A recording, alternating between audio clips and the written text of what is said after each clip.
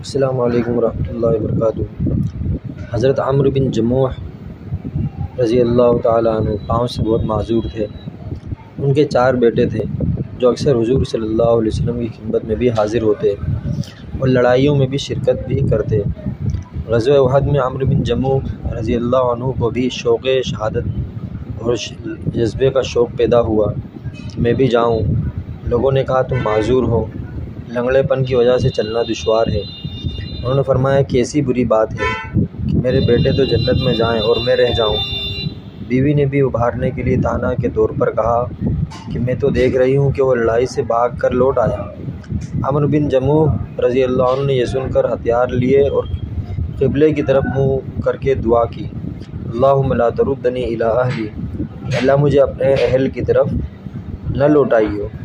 اس کے بعد حضور اقدس صلی اللہ علیہ وسلم کی خدمت میں حاضر ہوئے اور اپنی قوم کے منع کرنے کا اور اپنی خواہش کا اظہار کیا اور کہا کہ میں امید کرتا ہوں کہ اپنے لنگڑے پیر سے جنت میں چلوں پھروں۔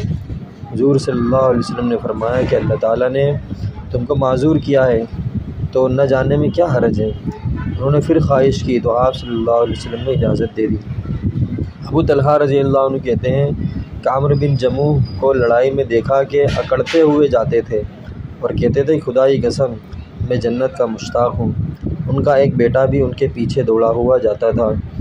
دونوں لڑتے رہے حتیٰ کہ دونوں شہید ہوئے۔ ان کی بیوی اپنے خاوند اور بیٹے کی نعش کو اونٹ پر لاد کر دفن کے لیے مدینہ لانے لگی تو وہ اونٹ بیٹھ گیا۔ بڑی دقت سے اس کو مار کر اٹھایا اور مدینہ لانے کی کوشش کی مگر وہ احد ہی کی طرف کا منہ کرتا تھا۔ ان کی بیوی نے حضور صلی اللہ علیہ وسلم سے ذکر کیا۔ آپ صلی اللہ علیہ وسلم نے فرمایا کہ اونٹ کو یہی حکم ہے۔